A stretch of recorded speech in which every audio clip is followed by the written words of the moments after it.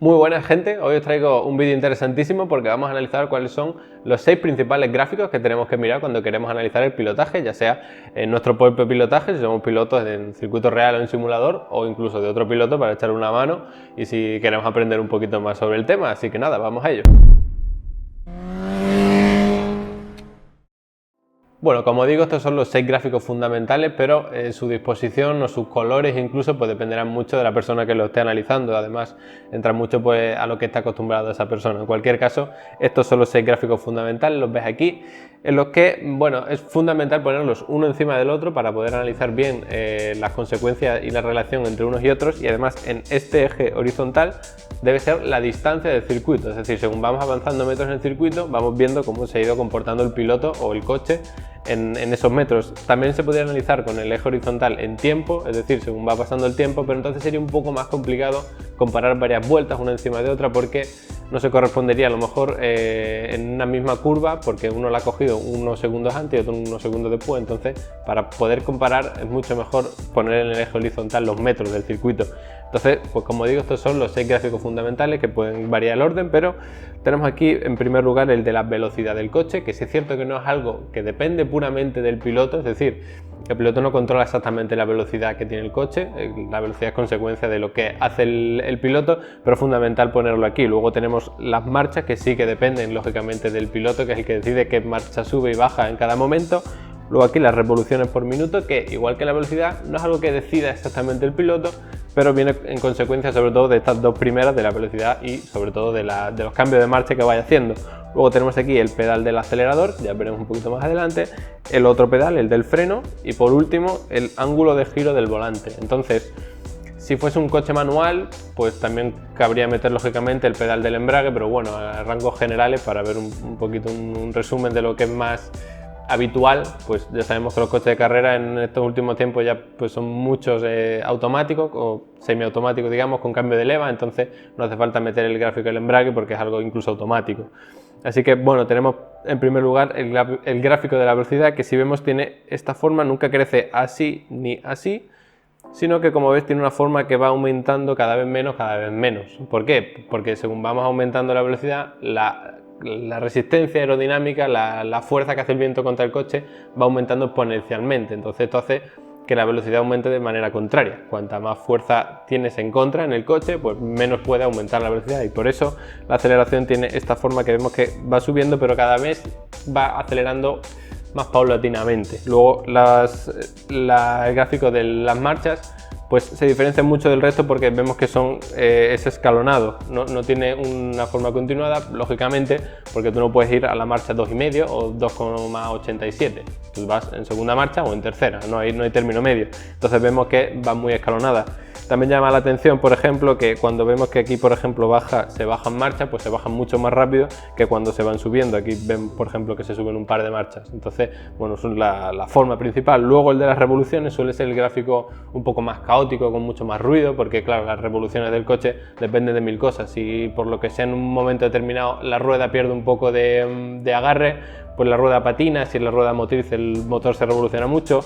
Entonces estas revoluciones vemos que aquí, por ejemplo, hay muchísimo ruido. Lógicamente depende de la habilidad del piloto, ya te digo, estas vueltas están sacadas de un circuito de Tsukuba, pero digamos que son vueltas muy amateur, no son de profesional ni mucho menos, pero nos sirve sobre todo para ver también los fallos, que además en este vídeo solo quiero analizar un poco cómo son estos gráficos, pero además aprovecho ahora para que te suscribas, porque en los próximos vídeos vamos a ir analizando cómo se pueden detectar los fallos y cómo utilizar estos gráficos para extraer valor real.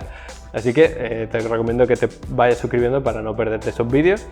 Pero bueno, seguimos, vemos aquí el gráfico del acelerador, que es este verde que tenemos aquí, en el que lo que más llama la atención es que va o al 100 o al 0. ¿Esto qué significa? Pues cuando va al 100 significa que el pedal del acelerador va completamente a fondo, y cuando está en 0 es que lo ha soltado completamente. Lo que más llama la atención de este gráfico es que cuando se suelta, es decir, cuando se pasa de 0 a 100, o sea, de 100 a 0, perdón, al revés, se baja de golpe. Vemos que pasa de 100 a 0 instantáneamente casi. Sin embargo, cuando se está subiendo aquí, por ejemplo, de 0 a 100, se hace mucho más paulatinamente, se va pisando poco a poco. Esto porque cuando tú sueltas, lo que pasa es que el motor deja de transmitir esa potencia a las ruedas, entonces simplemente deja rodar las ruedas, se podría decir. Sin embargo, cuando tú lo aprietas, el motor tiene más fuerza del que las ruedas se podrían permitir, digámoslo de alguna manera. Entonces, si aprietas demasiado fuerte, la rueda va a patinar, no da tiempo a agarrar y entonces vas a perder tiempo. Por eso se va pulsando cada vez más fuerte, pero paulatinamente, mientras que se suelta de golpe. Luego el freno es todo lo contrario, sin embargo pues vemos que es un gráfico aquí en el que en el freno se nota claramente como estas vueltas no lo ha hecho un profesional ni mucho menos. Si por ejemplo nos fijamos en esta frenada, pues tenemos que cuando se pisa, al contrario que el acelerador, se pisa de golpe. ¿Por qué? Pues porque en ese momento te puedes permitir aplicar toda la fuerza de freno porque por la inercia del coche no vas a bloquear las ruedas. Sin embargo, cuando empiezas a soltar, que es normalmente cuando empiezas a aplicar giro de volante, tienes que ir controlando, no puedes mantener el pedal de freno abajo porque el neumático no puede mantener esas fuerzas tanto longitudinales, que eso sí podría mantenerlo en teoría, como laterales. Entonces el neumático perdería el agarre. Esto es un poco más complejo que el caso del acelerador, pero bueno, para que lo entendamos y veamos un poco la forma, pues es al contrario que el acelerador, se pisa de golpe y luego se va soltando poco a poco porque empiezan a entrar en juego sobre todo esas fuerzas laterales, además de que empieza a perder carga aerodinámica, sobre todo en el caso de los fórmulas, entonces eso hace que pierda agarre y no puede permitirse una fuerza de freno tan grande. Y luego ya por último tenemos el del ángulo de giro, que vemos que aquí tenemos el 0, aquí. Y lo que pasa con este es que varía de valores positivos y negativos. De hecho, es el único que varía entre valores positivos y negativos. Lógicamente, el pedal del acelerador o lo vas pulsando, igual que el del freno, o lo vas pulsando o no lo vas pulsando. No lo puedes ir pulsando negativo. Igual que la velocidad tampoco puede ser negativa. Significaría que vas marcha atrás y eso no procede en una carrera, digamos. Sin embargo, el ángulo de giro pues normalmente se toma o cuando giras a la derecha es negativo o cuando giras a la izquierda. A mí personalmente, pues bueno, estos gráficos yo lógicamente los he hecho con el software de Level Up, entonces pues tengo la personalización absoluta, pero bueno, entonces en mi caso prefiero que cuando se gira a la derecha sea hacia abajo, porque imagino que el coche viene de izquierda a derecha, ¿no? Como el sistema occidental al que estamos acostumbrados, entonces digamos que cuando gira a la derecha es negativo, cuando giras a la izquierda es positivo y sube. En cualquier caso vemos que tiene una forma también bastante distinta al resto, porque los giros no suelen ser muy bruscos, son un poco más paulatinos, intentas no pegar un volantazo. De todas formas, este gráfico también vale mucho para comparar distintos tipos de pilotaje. Pero bueno, eso ya sería otro tema. Simplemente en este vídeo quería presentarte cómo es este dashboard. Ya te digo, en los próximos vídeos analizaremos un poco cómo extraer el jugo de estos gráficos, cómo comparar vueltas incluso.